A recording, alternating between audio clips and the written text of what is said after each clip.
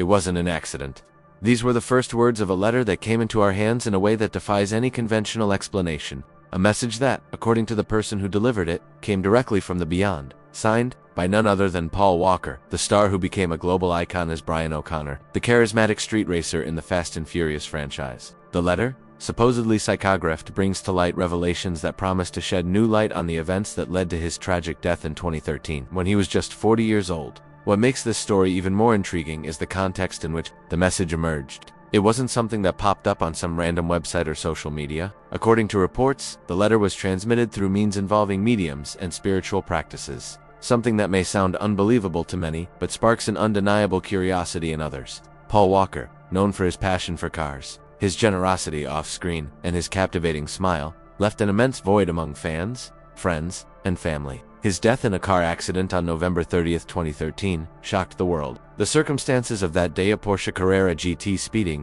a fatal curve, and an explosion that took the lives of both the actor and his friend Roger Rodas, were widely discussed but always shrouded in unanswered questions. Now, this mysterious letter promises to reveal disturbing details that go beyond what was reported at the time. It suggests that there is more behind that tragic event than the official narrative of an accident caused by excessive speed. Each line of the message seems to carry an emotional weight, as if Paul himself were trying, in some way, to clarify what happened, and what he reveals in the final words of this letter is something that could completely transform the way you view not only his death, but also the events surrounding it. Prepare yourself, because what you're about to hear is not just a story about a lost idol. It's a journey that could shake everything you thought you knew about Paul Walker's death, challenging your beliefs and reigniting debates about what really happened on that fateful November 30th.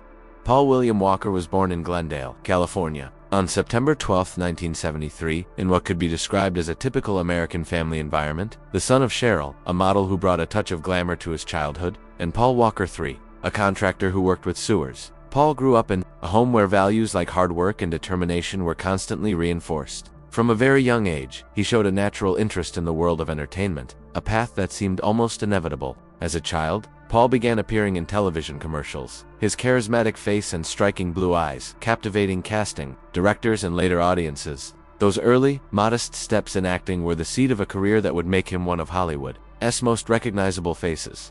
But it was in 2001 that Paul Walker's trajectory changed forever, by playing Brian O'Connor, an undercover cop who becomes a street racing icon in the first Fast and Furious film. He not only achieved global stardom, but also discovered a passion that transcended the screen. The role of Brian, with his blend of charm, courage, and loyalty, seemed tailor-made for Paul, who brought authenticity to the character. Off camera, he dove headfirst into the world of high-performance cars, developing a genuine love for speed, mechanics, and adrenaline. He frequented racetracks, collected vehicles, and even participated in automotive events, embodying the essence of what Brian represented. Fast and Furious franchise not only defined his career, but also shaped his identity, connecting him to millions of fans who saw him not just as an actor, but as a symbol of passion and freedom. However, Paul Walker's life wasn't limited to the spotlight. He was known for his generosity and commitment to humanitarian causes. In 2010, he founded Reach Out Worldwide, an organization dedicated to providing aid in natural disasters, reflecting his desire to make a difference in the world. It was precisely at a fundraising event for this organization in Santa Clarita, California, on November 30th, 2013, that the tragedy occurred. On that seemingly ordinary Saturday, Paul, at 40 years old, at the peak of his career and popularity,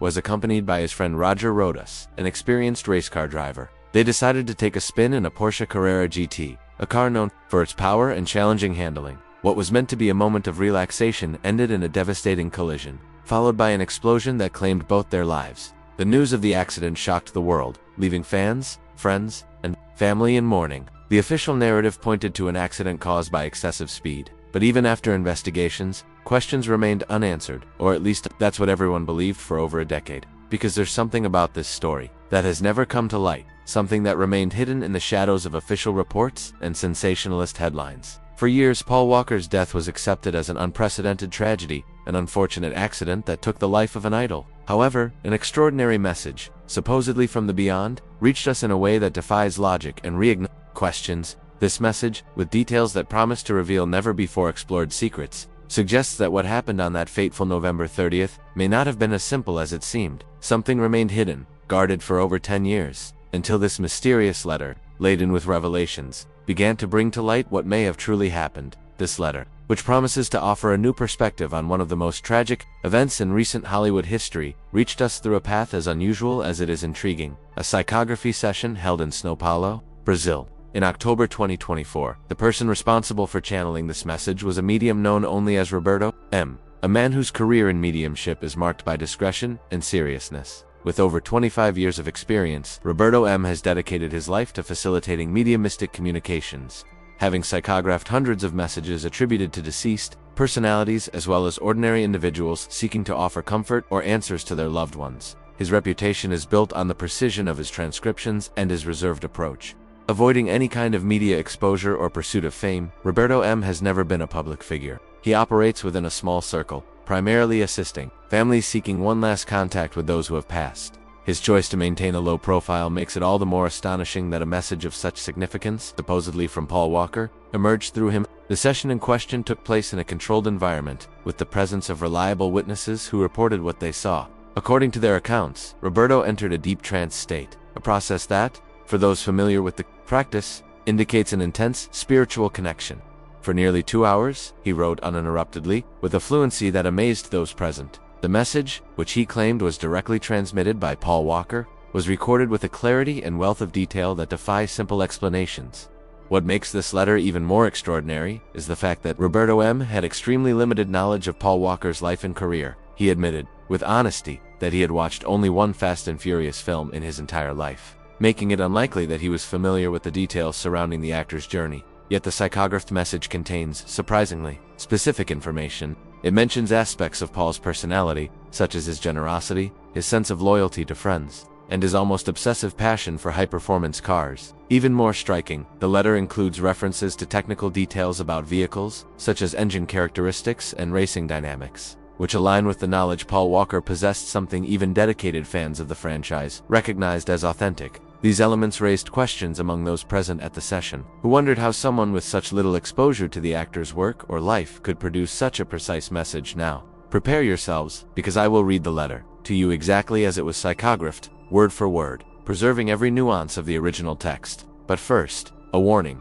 The content of this message is not only surprising but potentially disturbing. It challenges everything officially established about Paul Walker's death, bringing to light information that contradicts the widely accepted narrative of a simple car accident. What is contained in these lines may shake your beliefs and raise difficult questions about what really happened on that fateful day of November 30th, 2013. My name is Paul Walker, and I am communicating through this means because there is a truth that needs to be revealed. For 10 years, my departure has been explained as a tragic accident, but I can no longer allow this lie to continue being told. I want everyone to know that I am okay, that I have found peace, but I also want the truth about my death too, finally, come to light. It wasn't an accident. It was never an accident. On that November 30th, I was indeed in Santa Clarita for the charity event. Roger Rodas, my great friend and race car driver, was with me. We had plans to just take a quick spin in the Porsche Carrera GT, a car I knew well and that Roger mastered like few others. But something had changed in those last months. I had discovered things about very powerful people, things that should never have been uncovered. My humanitarian organization, Reach Out Worldwide, took me to places where I saw things I wasn't supposed to see. So far, we have revelations that are already disturbing. Paul Walker categorically states that his death was not accidental, but he mentions discovering things about very powerful people through his humanitarian work. What exactly would he have uncovered? During my humanitarian trips, especially after the earthquake in Haiti in 2010 and the tsunami in Japan in 2011, I witnessed operations involving child trafficking, organizations that posed as humanitarian but were actually profiting from the suffering and vulnerability of disaster victims. I started asking questions, investigating, documenting. I had evidence, photographs, documents, and some very influential people in Hollywood and politics knew I wouldn't stay silent about it. This is an extremely serious accusation. Paul Walker is suggesting that he uncovered a child trafficking network operating under the guise of humanitarian organizations, and that this discovery may have cost him his life. 3 weeks before my death, I received a call. The voice was distorted, but the message was clear. Forget what you saw, or you'll regret it. I knew I was being watched. My phones were tapped, my emails monitored. Roger knew everything. He was my confidant, my closest friend. That day, we weren't just taking a car for a spin. We were on our way to meet an investigative journalist who had agreed to publish everything I had discovered. The evidence was in the trunk of the Carrera GT, but they found out about our plan. What happened to us that day wasn't mechanical failure. It wasn't excessive speed. It wasn't human error. The car was sabotaged. Electronic systems were remotely compromised. On a curve that Roger had navigated hundreds of times, we suddenly lost complete control of the vehicle. I remember the final seconds. The steering wheel wouldn't respond, the brakes didn't work. The car accelerated on its own. Roger was shouting that he had lost control of everything. We knew we were going to die, and we knew why. This is perhaps the most shocking revelation in the letter.